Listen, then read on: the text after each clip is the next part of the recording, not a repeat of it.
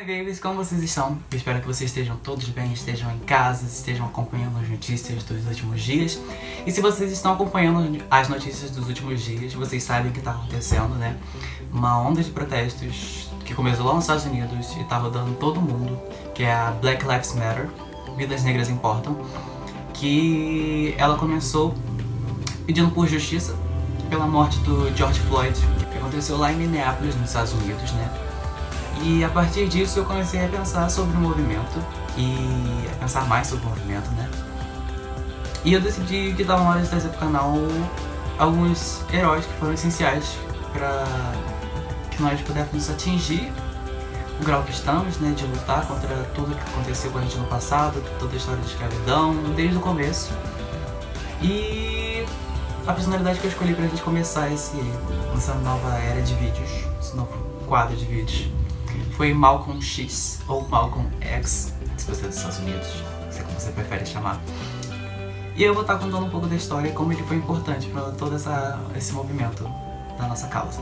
Então, Malcolm X, ou Malcolm Little, como foi registrado, ele nasceu lá em 1925, no Nebraska. Ele é filho de Earl Little com Louise Little. O pai do Malcolm, o Earl Little, ele já era conhecido porque ele já tinha um movimento em prol dos direitos dos afro-americanos. Era Universal Negro Improvement Association, se a gente traduzir fica como uma Associação Universal do Progresso Negro, né? Então ele já era conhecido por causa desse movimento. Quando o Malcolm fez 6 anos, daí em 1971, o pai dele ele foi assassinado por supremacistas brancos, né? Principalmente membros da Ku Klux Klan. Ele foi espancado e depois jogado no trilho de trem, onde ele não morreu. Ele ficou agonizando por algumas horas, né? E depois ele veio ao óbito.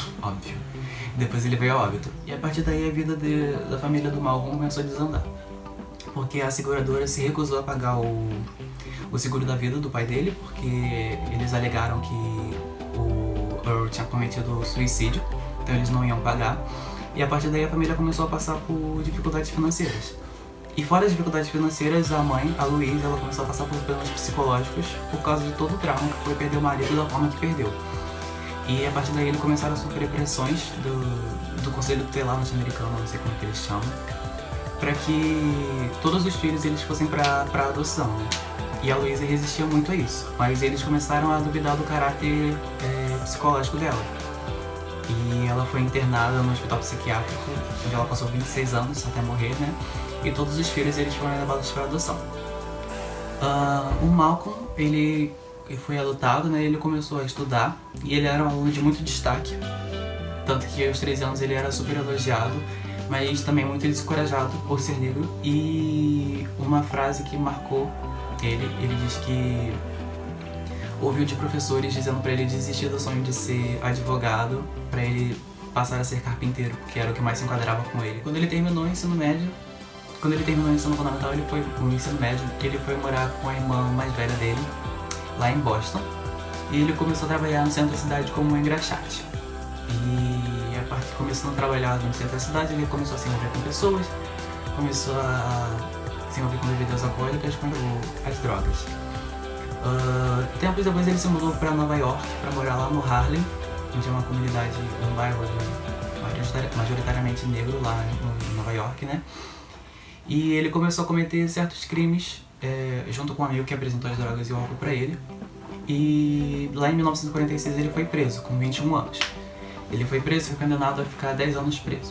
Nesse momento que ele ficou preso, nesse tempo que ele ficou preso, né, ele começou a receber visitas do seu irmão, de um dos seus irmãos, né, que foi responsável por apresentar para ele o Islã, que era uma associação que defendia os direitos dos afro-americanos e defendia a ideia de criar uma sociedade segregada dos brancos, ou seja, os brancos e os negros. E essa comunidade, essa associação no caso, ela era comandada por Elijah Muhammad, não sei se estou falando certo, mas espero que sim. Em 1953, o Malcolm ele aderiu de vez o Islã para a vida dele, né? E fazendo assim, ele retirou o Little do nome, que era Malcolm Little, né? E adotou o X, no caso o X, e se tornou Malcolm X, porque ele dizia que o Little foi um sobrenome dado para a família dele na época da escravidão, e ele queria se livrar de tudo isso, então ele trocou o Little pelo X, e aí se tornou Malcolm X.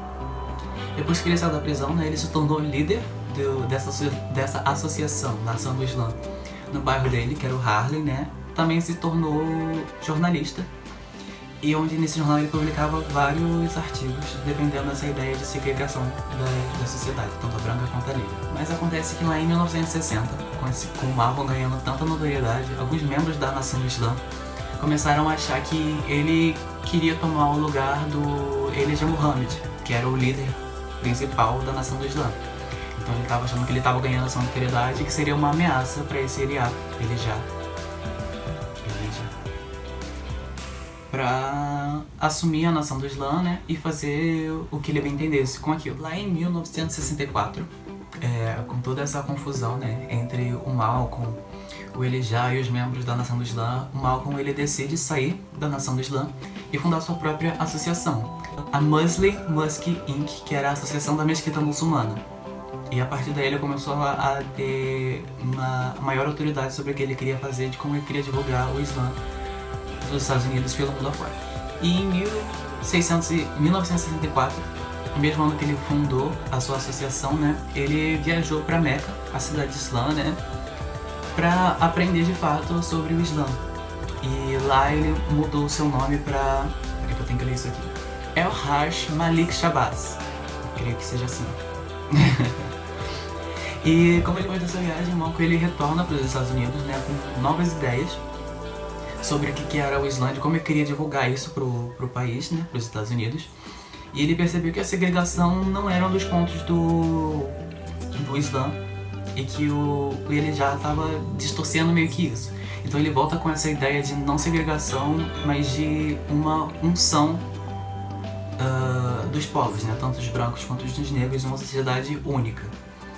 E isso atiçou ainda mais a raiva do pessoal da Nação do Islã, que pregava totalmente o contrário disso, né? E fora que também já tinha aquela treta de antes do Malcolm querer tomar o lugar do Al-Jah como líder da Nação do Islã. E a partir daí ele continuou fazendo seus protestos, mas com o seu novo ideal, né? De unificação das raças e tudo mais. No dia 21 de fevereiro de 1965, enquanto o Malcolm estava dando uma palestra na sua associação, lá no seu bairro, que era o Harlem, ele foi alvejado com 13 tiros. E veio ao óbito, né? E acredita que quem fez os disparos, né, foram membros da Nação do Islã, justamente por causa desses conflitos que já haviam antes. Pela proporção que o Malcolm estava tomando nos Estados Unidos também, né? E justamente por a nova associação do Malcolm ir totalmente contra aquilo que eles pregavam, contra a ideia de segregação que eles pregavam naquela época. E foi assim que teve fim um dos maiores líderes do movimento dos direitos afro-americanos, Malcolm X. Então, esse foi o vídeo de hoje. Eu espero que vocês tenham gostado dessa história, dessa pequena biografia que eu peguei aqui. Tô pretendendo postar vídeo todos os domingos com essa temática, né? E eu espero que vocês gostem e continuem assistindo e apoiando. E é isso, galera. Aqui vai estar aparecendo 2 vídeos pra vocês irem lá dar uma olhada depois que vocês acabarem esse vídeo. E é isso. Beijos, beijos, kisses.